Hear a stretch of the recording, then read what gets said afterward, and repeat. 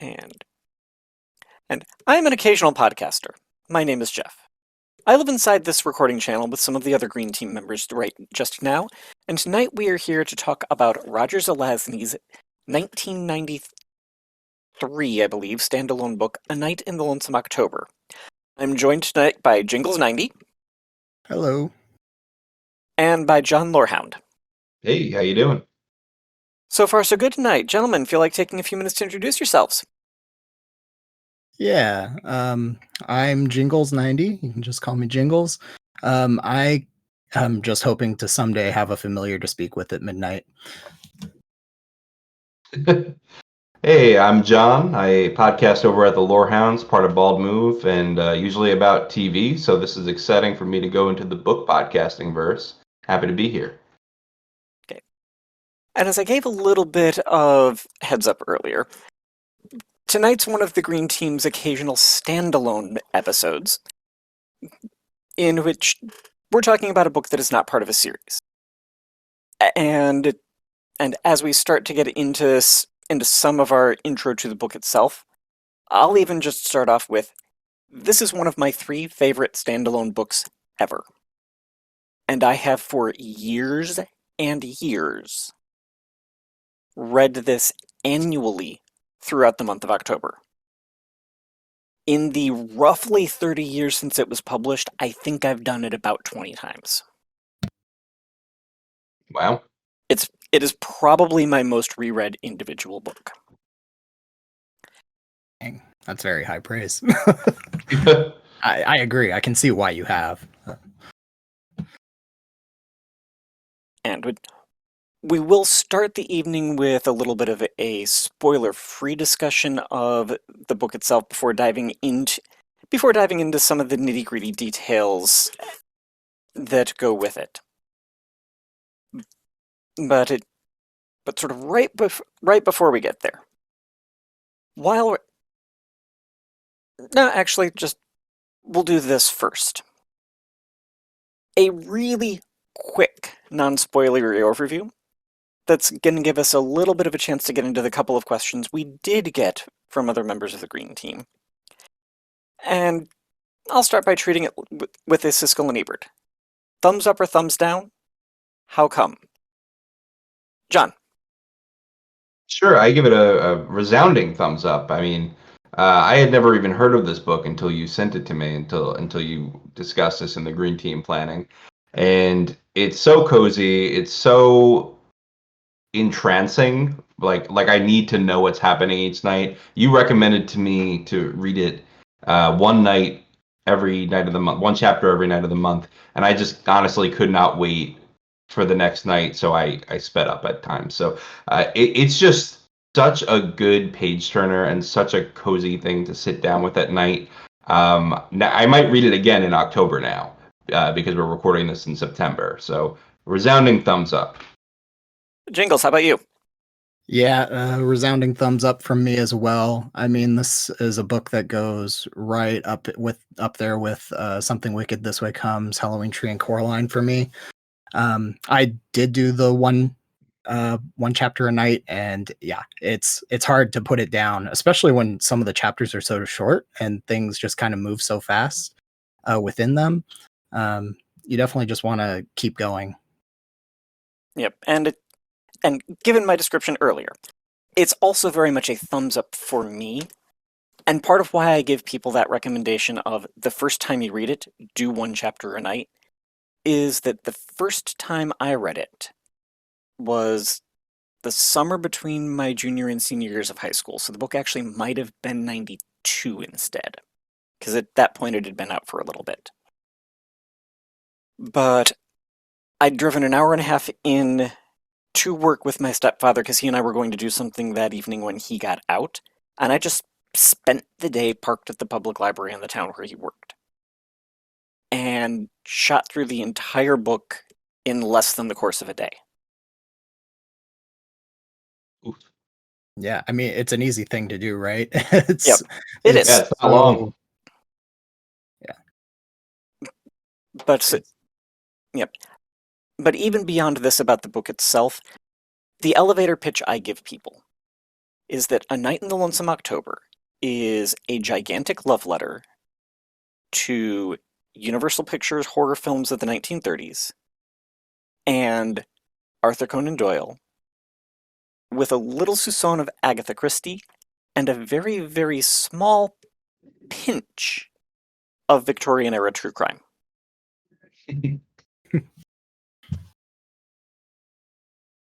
That's a pretty good description, I gotta say. I mean, you can feel Zelazny's excitement about the characters and excitement about this world he's created and the mystery as you read it, and I think that's part of its charm. Yep. And so as for the book itself, it's told through the point of view of a dog who is describing to us some very bizarre happenings through the course of the month of October that he and his master end up getting into, involving them and many of the otherwise kind of kooky people who live in the neighborhood with them. While Roger Zelazny is best known for Lord of Light and for the Chronicles of Amber, this was not the first thing of his that I had read. That actually was the Chronicles of Amber, but this is definitely my favorite of them. Over the course of his life, he got nominated for 14 Nebulas, won 3, and 14 Hugos, won 6. This isn't one of the things he was nominated for, and that's okay. I mean, 1992, 1993 was I think, a pretty good year for those. Things published in 1992, awarded in 93. The winner for Best Novel was Connie Willis's Doomsday Book. There's a great Legendarium authors shelf that treats that very book. It was also up against A Million Open Doors, Sarah Canary, China Mountain Zhang, A Fire Upon the Deep, and Briar Rose. Yeah, I'm ashamed to say I have not read any of those. Nope, me either. I've read it. For what it's worth, Doomsday Book is the only one that I've read. Of the Hugos that year, Best Novel tied Fire Upon the Deep and Doomsday Book, but also Red Mars, Deal Beach, and China Mountain Zhang. So that, I mean, given the long-standing respect that in particular Doomsday Book and Red Mars have been held in, this wouldn't have stood a chance on there. But it actually really ties in very neatly to one of the questions we got from Naz. Would it be a good place to start, and how well does it stand the test of time? So, guys, were either of you familiar with Zelazny prior to picking this up? Other than hearing of Chronicles of Amber, I've never read it. That was about all I was familiar with Zelazny for. Given your previous lack of experience, I think a good way to ask, is this a good place to start, is, does it make you want to go read more? Oh, absolutely. Yeah. Like I said, I don't think it's too surprising that it was very much reminding me of Ray Bradbury's work. In fact, it might be intentional just for this one book, but I'm still wanting to see what else Zelazny has to offer after reading this. What you, John? Yeah, I mean, the POV is so interesting that I kind of want to see what else he does with it. Funny, I don't read a lot of first-person POV, and reading this, I was not sure if I was going to get into it because it sometimes takes me out of it when I'm reading in first person, but this was exactly what I would want out of a first-person POV, using that as a device to reveal a mystery in a creative way. And I definitely want to see how this would be applied outside of this like specific genre of writing. Of the other Zelazny that I've read, all 10 of the Chronicles of Amber are written first person, but the other set I really enjoy, which is a almost farcical trilogy that starts with a book called Bring Me the Head of Prince Charming, that one's written third person. And each time, the way it's written is right for that book. But again, I think that it's, you point out a good thing, which is that he's doing it for a reason. He's doing it as a stylistic choice to put you in a specific mindset. And I think that that's super cool, and that's why I enjoyed it, even though it's not my preferred style that I would go pick out at the library. No, I think I agree with you, John. I mean, this is reading a book from the perspective of a dog is like something I would fully expect myself to do maybe when I was like in fourth grade, but not something that I'm necessarily looking for as an adult. So yeah, that I was as invested in it as I was interesting to me. Um, and I think it has a lot to do with the fact that he does limit a lot of things that we probably shouldn't get into right now. But um, I do like the perspective that it is exclusively from Snuff's point of view. Well, and that actually does feel like it's probably a pretty good place to transition into a part where we will now start to dive into the details. So, if you have not yet read this book, go away. We'll see you in a year. Come back and listen next year when you've actually read this through the month of October. Okay, and it's a year later and we're back. So, Jingles, you were actually saying that part of what you love here is the way that it works just from Snuff's perspective. Yeah, so Open up. Yeah. So I love that we basically get Jack the Ripper's dog telling us about a month in the life of Jack the Ripper as they're trying to kind of deal with this game, and deal with a bunch of other people who are trying to open the gates. And I appreciate that, you know, Snuff's is the only perspective. We fully see everything Snuff is doing based on how he would choose to do it. He has conversations with Jack just to kind of lay out plans, but then it goes back to him. Like that's an actual thing that happens in the book is you are limited to Snuff exclusively because Jack cannot talk to him more than like an hour a night, which I found to be a great piece. By the way, is it Jack? Is it? It seemed like it, It but seemed like it to me. Is it Kane? why not both, you know? It's Yeah.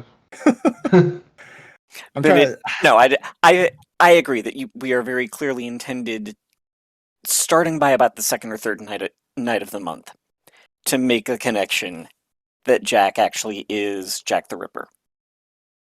There's a passage, one of the first nights there out in London. There was a flash, there was a scream. Something red came away in Jack's hand as he's cutting the scarf off. Mm-hmm. Yeah, that's suspicious. I mean, that's no, the weird thing, right? It's a very gruesome image, but it's played off very subtly. Particularly because with the way that it's phrased, you can easily consider it to instead be that no, he was just cutting away the end of the scarf. Yeah, absolutely. And to your point too of it being Kane, I think we get a couple hints throughout the book that Snuff and Jack have been at this for a very long time. Like there's myths about them potentially out there that the other players tell, including at one point when Snuff is talking to one of the other critters. One of them says, "This is your first game, right?" And Snuff says no, and thinks to himself, knowing what I had just given away. That's a good point. I didn't pick up on that my first time, so. Well, so incidentally, we should probably do a quick rundown of who all we actually have in here, along with the fact that as I said, it's a love letter to the Universal Pictures horror movies. And so where we can call out the, hey, we think these are probably who they are referring to, we should. All right. We start off with the very first people that we are introduced to, being Jack and Snuff. Jack, we're easily intended to believe is Jack the Ripper. Snuff is his dog. Then the next night we get Jill and Gray. And we establish Jill is a witch, right? So this is the only one I have a couple, but this is the one where I wasn't 100% sure if we were supposed to have a specific witch to identify here. I don't think so. But it's definitely worth noting that Grey is short for Greymalk, which was commonly invoked as part of the witch trials in the 15 and 1600s. Okay. Let's see. Jill is actually the fourth Sanderson sister for the new Hocus Pocus movie. I think that's my headcanon. I'll take it. I guess also while we're at it, the Jack and Jill reference at the end, I kind of feel like that's her name only so we can make that last little rhyme bit happen. Yeah. No, we'll get to some discussion about the end, because it is perhaps the very, very end is perhaps the one flaw in the book, at least for me. But, okay, so then we have Nightwind the Owl, who belongs with the two humans, Morris and McCab. Those would be, I'm drawing a blank on their names right now, but the grave diggers from Victorian London, right? Birkenhair the Body Snatchers, yeah. Birkenhair, yep. At least, again, that's who it comes to for me. We get Quicklime the Snake, who lives in the belly of the bad monk Rastov, and who is I think pretty clearly a nod to Rasputin. Yeah, I'd agree with that. Yep. Then we end up getting Needle and the Count. Needle is a bat. The Count is very clearly a nod to Stoker. No, he's just a regular aristocrat. I mean, Who likes to sleep in coffins and details. And our other active player in the game is Vicar Roberts and his White Raven Tequila. Sorry, Jingles, go. Oh no, this is the other one that I was not super familiar with. This one I think is more, and this one I think is more of the Lovecraft nod. Okay.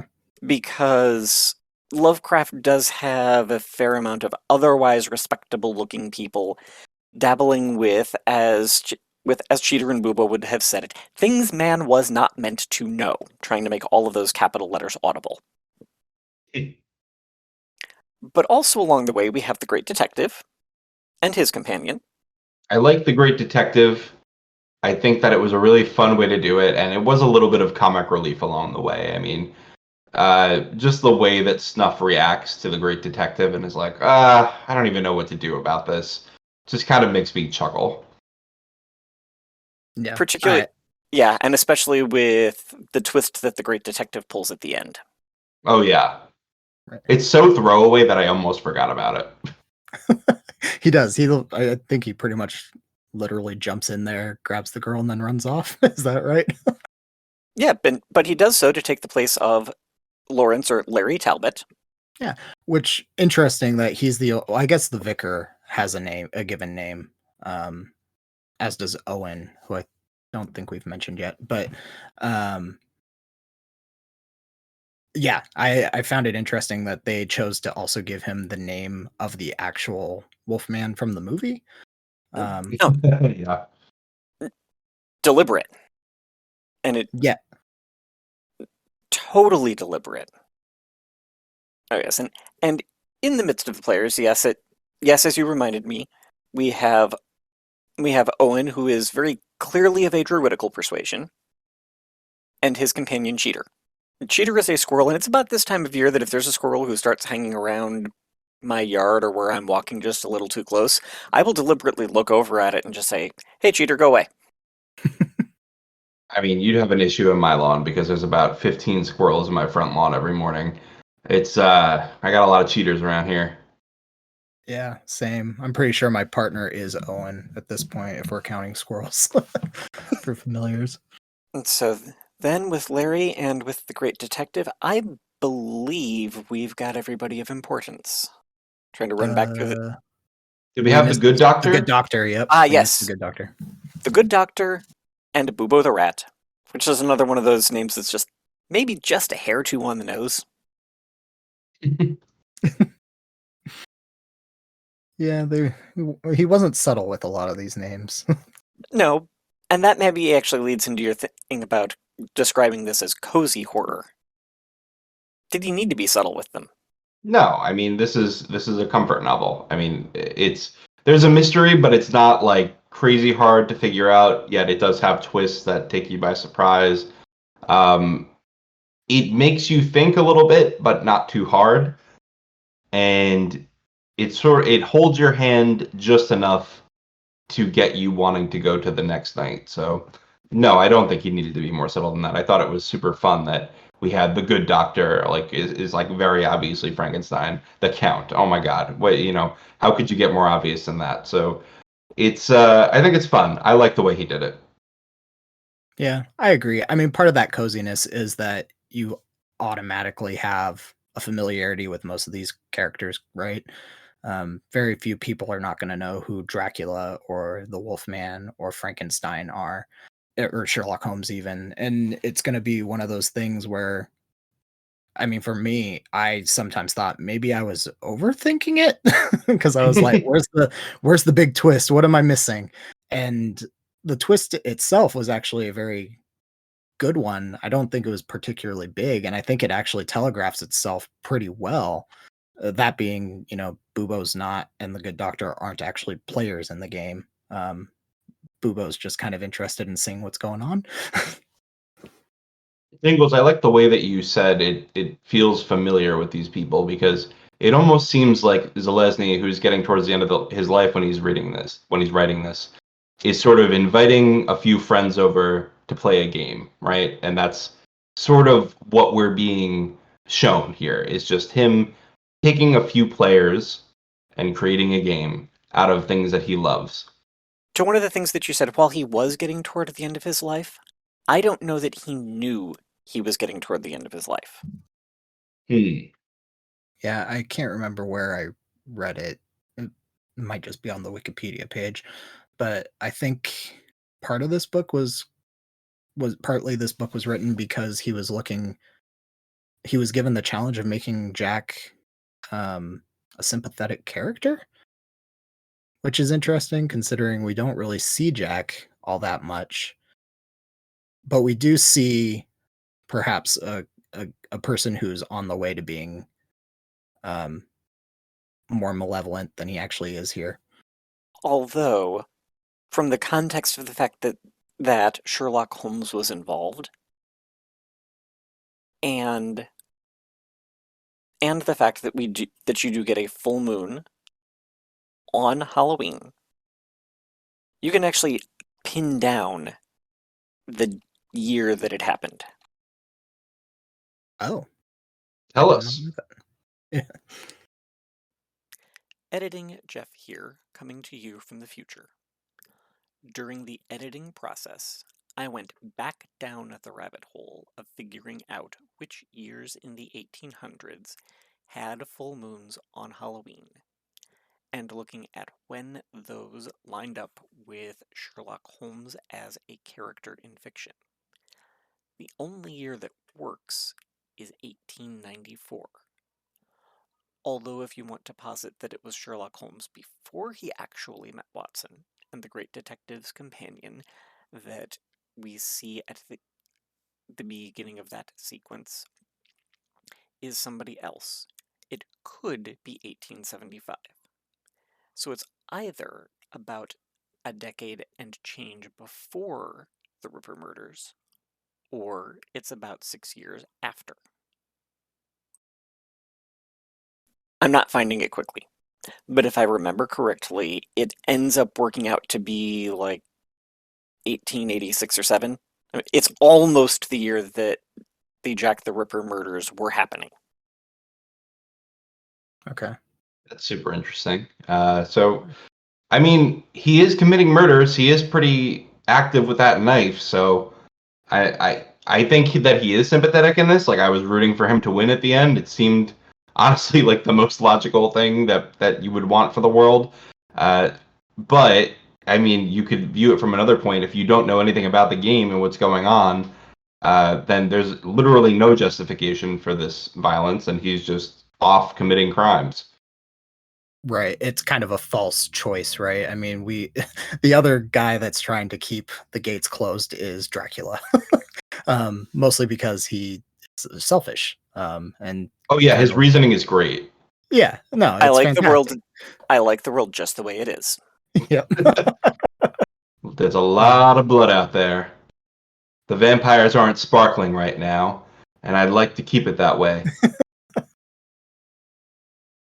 But yeah,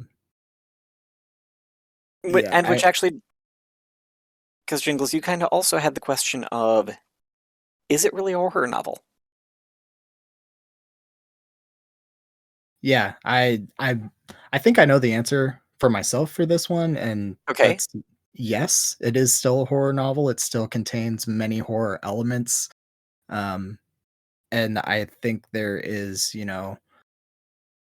different levels of horror that can happen, and this one finds itself more in the medium range. There's horrific acts. They're not grotesque or described violently and gratuitously. But we're still dealing with people trying to let out elder gods and father getting ready to vivisect his daughter and um, you know really dark stuff. So I think it very much, while it's cozy, it does still totally matches a horror novel.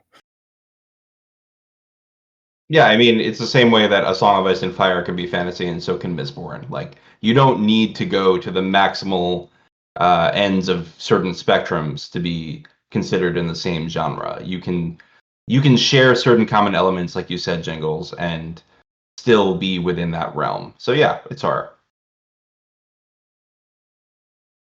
Melon, I guess what's funny there is, I think I think of it as being maybe closer to a mystery than anything else.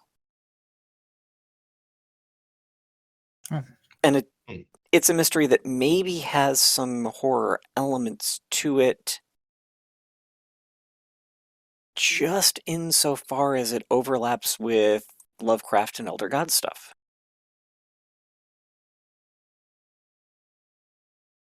Okay. Hmm. Yeah, I can kind of see. I guess I'm struggling a little bit with what the mystery part. It's solving the players and their roles, right? Or what Well, do the you see as players, the like primary mystery part? Is what I'm wondering. for me as the reader, Hmm. the Yeah. first time you're reading it, the mystery is not only who are the players and what are their roles, but what is the game? Yeah, we really don't know that until halfway through the month. More than that. Yeah, I mean, I think that even the name of the game is sort of meant to jibe you a little bit because for me, I was like getting frustrated about it after a while, and then I realized that the whole point is when you're talking on the street with another player, it does make sense that you're referring it to this nonchalant name. And I'm supposed to feel frustrated a little bit at not knowing what it is, and I'm supposed to be curious about it, and I'm supposed to be feeling sort of like the great detective in like, you're all referring to this game. That sounds a little sus. So I ended up really liking that it was just the game in the end, but I agree with you. That's the biggest mystery is what the heck are these guys playing at? Right. And yeah, and it's not until Bubo lays everything out just a few days before the end that's when it really gets itself explained. And Bubo's the one who even goes the most in depth on Snuff, which is kind of amazing because he's not even a real player. And that leads us into two things that we ought to address. Twist number one is that the Good Doctor and Bubo aren't really players. The Good Doctor just wanted a place to come conduct his scientific experiments in peace. But twist number two is a thing that happens off screen for us, because Bubo goes and sneaks out and switches the wands. So even that the person that we're clearly rooting for by the time everything's going down, even though he's supposed to be winning at the same time he's losing. Jack, who is very clearly several hundred years old, is trying to close the gate and ending up opening it. And so speaking of, we probably should explain that what Bubo figures out is that when the full moon rises on Halloween, that it is possible for a number of the proper people to come together in the proper place on a night in the Lonesome October when the moon shines full and try to open the gates or open the way for the elder gods to return to Earth. And sometimes there are people who will show up and stand there to try to open the gates for them. There is always somebody, sometimes more than one somebody, who shows up and stands to keep the gates closed and say, nah, y'all elder gods ain't welcome. Jack and Snuff have always been there to close the gates. The winners get to walk away. The losers are somehow or another generally devoured for their presumption. So when there is the one in which Snuff says, yeah, no, we were showing up to that this is not our first game, he has given away their position on everything.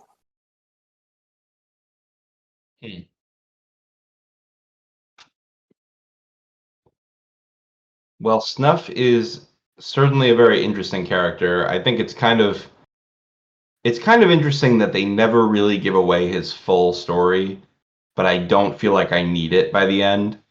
That I think I am given just enough to feel satisfied about him. Well, maybe it would be nice. It's not required. Sure. No, I think you kind of get the dynamic right away between Snuff and Jack, and then from chapter 1, you're kind of just along for the ride, and you know that you're there to just kind of witness whatever's going on here, because you know that they're strong companions. So okay, Jingles, you alluded a little bit earlier to the part at the very, very end. So what about the ending here? well, what was it? Oh, how did it go? I need the book. Jack and Jill went down the hill. Gray and I came after. Yep. They they closed the gate, and a page later, the book's done. It's a very abrupt ending. I have mixed feelings about it. I don't know exactly what I wanted, but overall, I'm happy still. I very much enjoyed my reading experience. I just was about 10 pages away from the end, and I was, wow, this is how's this end this quick? Because we're in the middle of it right now. We're in the middle of everything happening and going down, and Larry Talbot just swiped the girl off the pedestal, and yeah, I was just kind of baffled when it ends so quick, and it's just on kind of this witty line about Jack and Jill, like the longest setup for a joke ever. What do you think, John? No, I love that ending. I have no mixed feelings about it. It was exact to the time it should have ended. I think it was because everything culminates at that point, and everything that I need answered is answered at that point, and I have that satisfaction of, because of Bubo's weird switch up. Now Jill and Gray get to live and not be smited down for trying to open the gate. And I don't know, I was just so happy from that the line of Jack and Jill, blah blah blah, just hit me, and I said, okay, you know what? That is the relief that I needed as a palate cleanser to this stressful situation. So no, I actually really like the ending. My only issue in the book was like much earlier, but we can get into that later. Okay. And I go back and forth. Some years I'm like, some years I definitely feel like, yeah, that it needed to wrap up, and some years I think, okay, we could use about 2 more pages just to let a little bit of that more attention unwind, even if you're going to keep the same last line.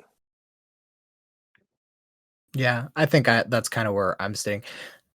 Uh, the thing is, I think it's super abrupt. I don't know what I don't think I could tell you what I would actually want out of like the declining action. I have no idea what I'm looking for. Um, so yeah, I think I'll be jumping back and forth just as much.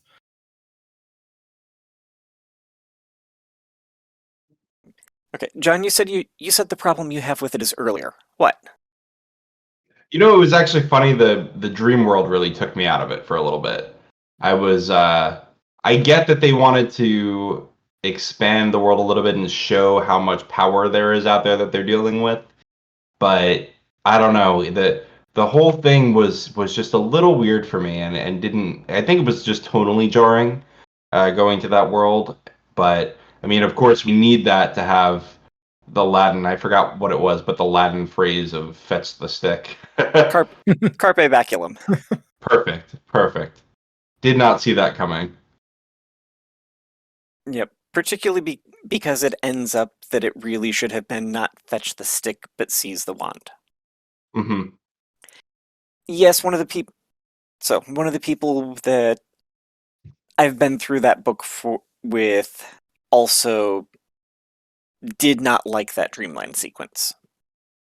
It's grown on me as I appreciate a little more that that's one of the first times that all of the Lovecraft connection is getting made really clear, because that's only right about the time that we first get Nyarlathotep and the other unpronounceables mentioned. Hmm.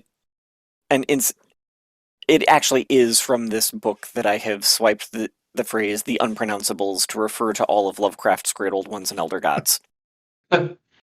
That's pretty good. You know, I haven't gotten that deep into Lovecraft, so that could be my issue with this, is that I just don't have that love for that work, and so I can't get into this chapter. But maybe I'll go read some Lovecraft and I'll come back, and Dreamland will be waiting for me.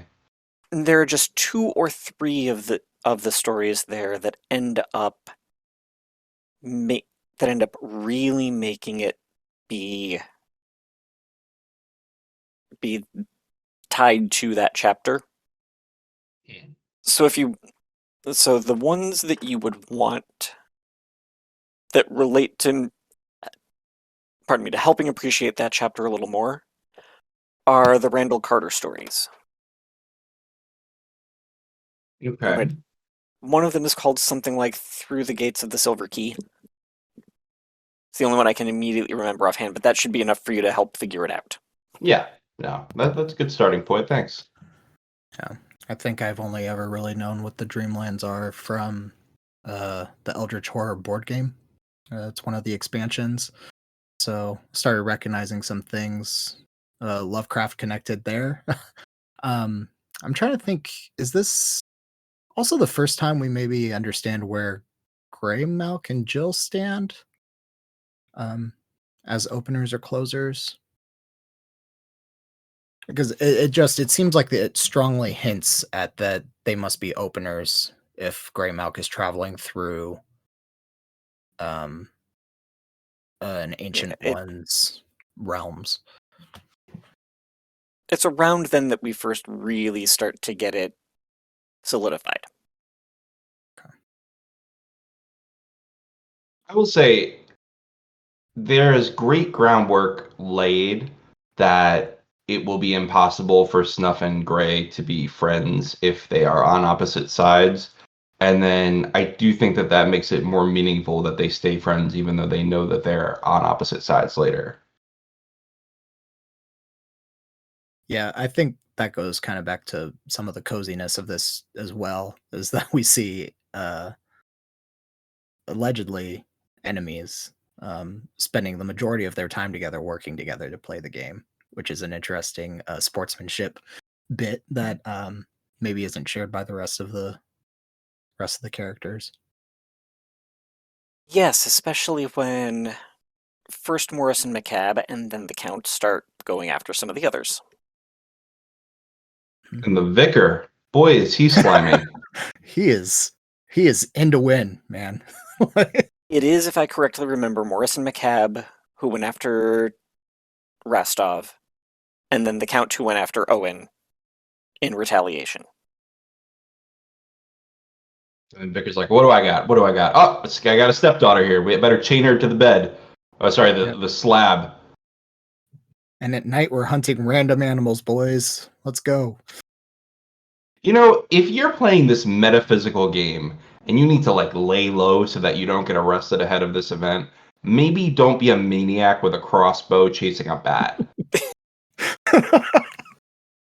Very much so. Okay. Jingles, do I remember that you had picked this up as an ebook? No, I have this in physical copy. Okay. I have an ebook. If you have an ebook question. Well, in particular, the question that I had there is, does the ebook preserve the illustrations? It does. Excellent. At least the Kindle version. Okay. They were lovely. They were spooky. I was reading it in bed next to my wife, and she was like, what is that? Do either of you have a favorite? That's what I'm flipping through them right now, trying to find one. I should have looked at them before this. I'm unprepared. Sorry, it's a question that just occurred to me. Yeah, I think it's kind of dark, but I think I love Cheater's shadow being pinned up with the bones, or the pinned up with nails. Or pinned up. That was really good. Yeah, that one was really good. Yep, that one is probably my favorite of the pictures, with our introduction to the Great Detective second. Oh, yeah. And Snuff shoving the thing in the wardrobe back into the wardrobe. Okay, I'll say this. I really liked that chapter 19 is just the Count, and then chapter 21 is the Count dead. That's really funny. I mean, it's not really the Count dead, but, you know. We're led to believe it. Yeah. Because Snuff believes it. The joys of first-person point of view. Absolutely joys of first-person point of view. So I also looking through these are all great. There's just a lot of comedy to them too. I'm trying to remember the owl and the snake's name, but the one of the owl dropping the snake is pretty Nightwind good. and Quicklime. Yeah, Nightwind. And yes, that's another. That one's also vividly memorable. The Things coming down the stairs, that's really good, on October 24th.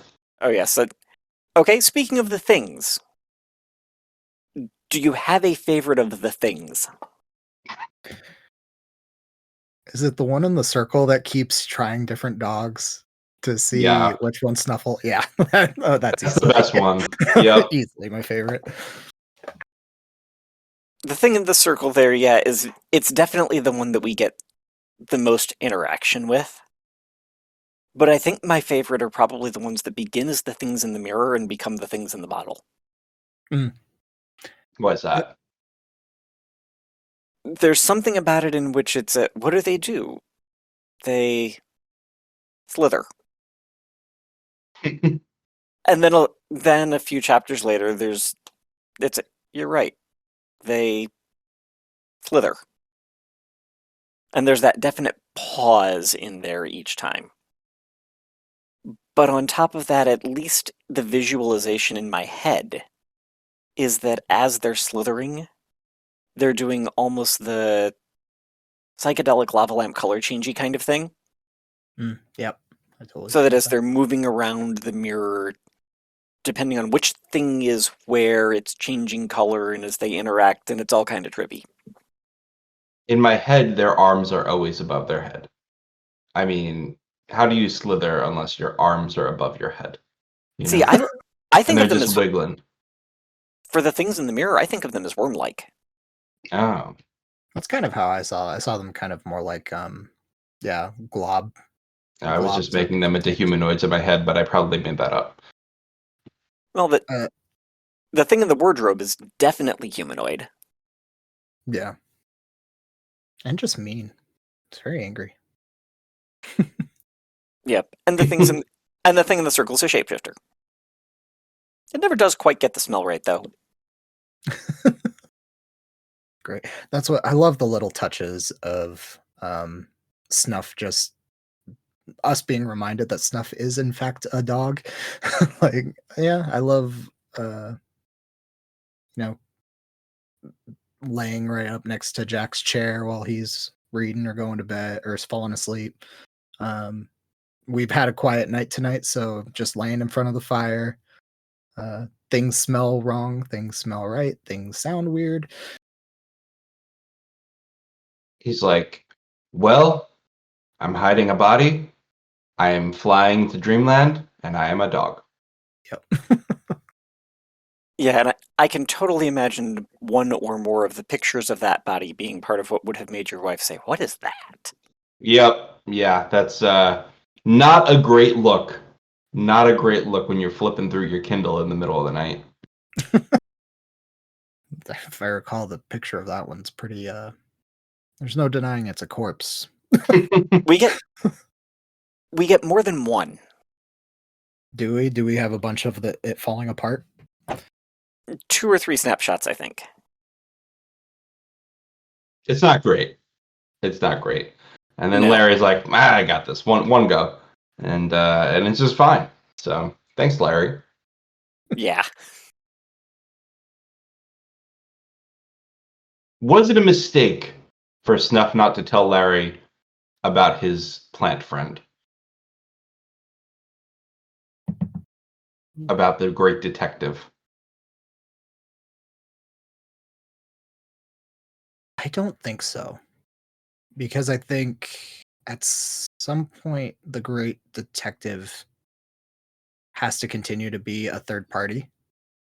And if we start understanding that he's trying to become a werewolf and he's doing all these things, then the question becomes, is he also a player? Hmm. And if he is a player, is that going to mess everything else up? Mm-hmm.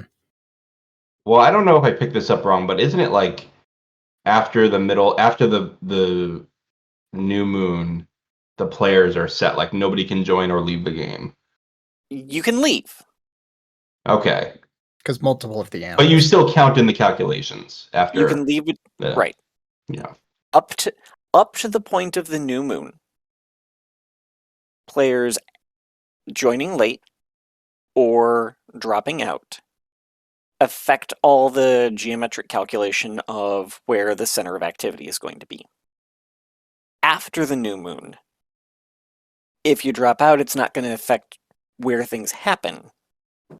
It's unclear as to whether you can actually join or not, but unless you're really good, the odds of you doing so and ending up being successful and trying to help support things one way or another feel like they are intended to be very small.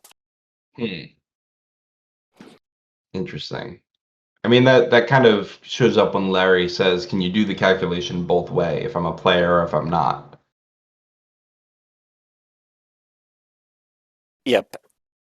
And as they're trying to figure out whether the good doctor is or not, and it is very much driving Snuff nuts. Because yes, incidentally, Snuff is the one who has to walk all of the lines from one person's house to another and trace them all out in order to figure out where the center is. Has to go If sit only on he his had a thinking. clue. If only he had a clue, like a big, majestic rock with ancient writing on it that was glowing, exactly where he's standing every single day. If only he had that clue. If only. To be Dogs don't fair, tend to look back there's while they're only the marking. one day that it actually has the old writing. Oh, is that right? The only day that it's there is the day the gateway to the Dreamlands opens. Because he specifically makes a comment about it either as they get back or one of the next times that he's there, about how the area that had been glowing was faded and really just looked like a bunch of weathered out markings. Yeah. Well, I'll give this ancient being a pass then. John, you talked about how you didn't especially care for the Dreamland sequence. Do you have a favorite part? I don't know. I mean, when the count just randomly shows up, that gets me. That gets me every time. It's well, every time. I read it once, but I loved him just showing up. Um, I loved the twist that Bubo was not a player at any time; that he's just chilling out. Basically, the twists I think are what make the book, because there was a time, I would say, around, and this might have had to do with the fact that I had to split it up because I had a lot of things going on, but there was a time around day like 10 to 15 where I was a little bit like, nothing's moving. I feel like I'm not getting anything going, but there was just so much good ramping up tension for the second half of the book, and especially the twists just took me by such surprise. Yet they made sense. They were the best kind of twist because they made sense, but I didn't predict them. That I think those just had to be my favorite parts of the book. Jingles? I think I having a hard time kind of breaking up all the scenes in the book. This is about a month out from the last time when I finished it. Yeah, I don't know. I love the atmosphere of the book in its entirety. Like, I love that we have, these really quiet moments followed by Snuff dragging a dead body across the forest trying to, get rid of this body that someone planted uh to point out that Jack is a player, get him arrested. Um and just the mix by which Zelanzy does all of these things to make the story work. The ending, by far, probably some of my favorites, favorite bits. When everything just kind of comes together, and yeah, seeing Dracula come down and be like, "No, I want the world to stay the way it is," and I had to fake my death. So here we are. And your point about contrast actually works very well with my two favorite pieces of it. I love the night of the new moon. The second trip out to the graveyard, as they're all busy digging things up and calling back and forth and tossing body parts through the air to one another. Yes, I do love that part. That's amazing. Yeah, perfect. And the way that the old graveyard dog comes over and sort of grumps at them about, y'all didn't clean up after yourselves the last time. Yeah, I mean, like, even the beginning when he's just like, "I'm a good watchdog. That's what I am." Here, can I see your teeth? But then on the much darker side, my other favorite piece of sequence is when we hear the secondary curse orbiting the main curse at a distance of some 20 yards or so. Then it's the night after the trip, one of the first couple nights after the trip into the Dreamlands, where Snuff has been dognapped and is supposed to be rendered down by vivisectionists. And Jack comes to the rescue. And oh, indeed, is there blood, heaps and buckets of it. He be ripping. So he'd be ripping with his magical knife. Which, okay, so this might be a far-fetched theory, but we were talking about placement of the book, where the book takes place within Jack the Ripper's timeline earlier. And this scene in particular is one that kind of made me think maybe he's not like the Jack the Ripper we're familiar with just yet. This kind of super malevolent force that's very, very gory, makes these horrendous murders that seemingly have no, purpose. Um, I get the impression that Jack's not to that point, but this knife is driving him there, and that's like a weird little bit of lore stuck in there that I found really interesting. And the part about there being the part about Jack having 2 knives. There's the one that's his, and there's the one that's the game knife. Oh, I don't think I put together those were 2 different knives.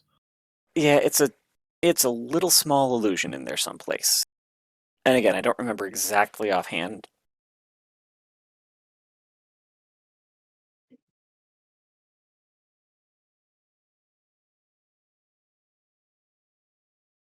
But that would make sense, right? If he's trying to be a closer, whatever is in his knife, he can't be using during the game because it changes possibly the dynamic of what alignment he has.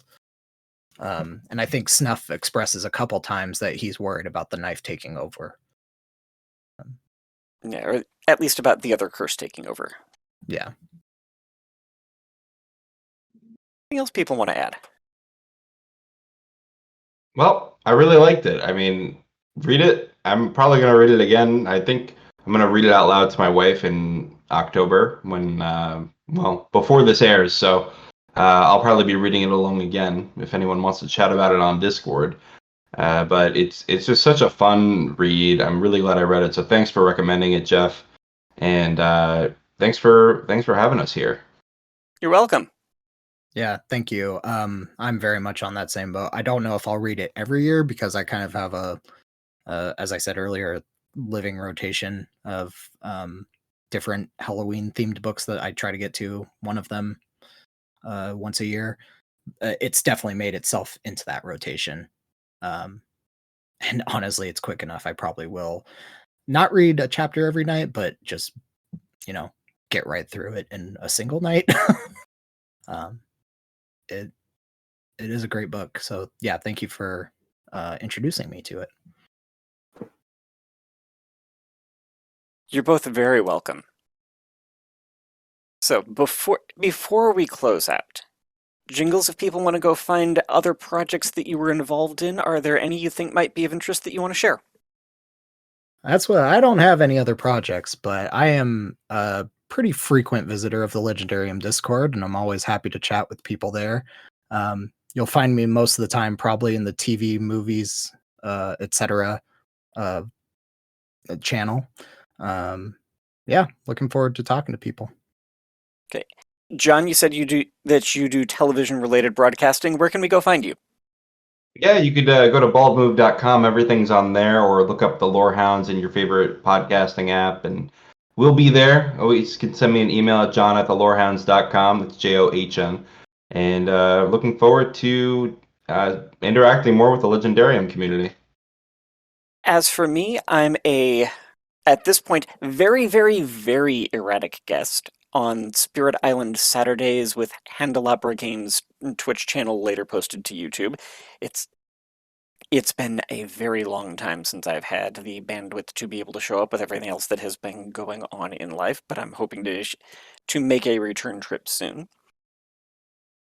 I occasionally show up for things here, but otherwise, I'm not at. I have lots of other places that I float around. Looking my name up is probably going to point to me because I'm, far as I know, the only one of me. But that concludes our episode tonight. You can find us on the Legendarium's Discord with an invite link at thelegendarium.com. We're also on Twitter at GreenTeamPod, and at least some people occasionally do show up on Reddit. Join us in supporting the Legendarium by way of Patreon. As always, we want to give a hat tip to Horizon Brave as the founder of the Green Team. Thanks to Craig for allowing us the use of his name and tiny corner of the internet. Our intro and outro music are Galactic Damages by the Jingle Punks. Thanks to my fellow panelists, Jingles and John. I'm Jeff Dugan, and until next time, thanks for listening.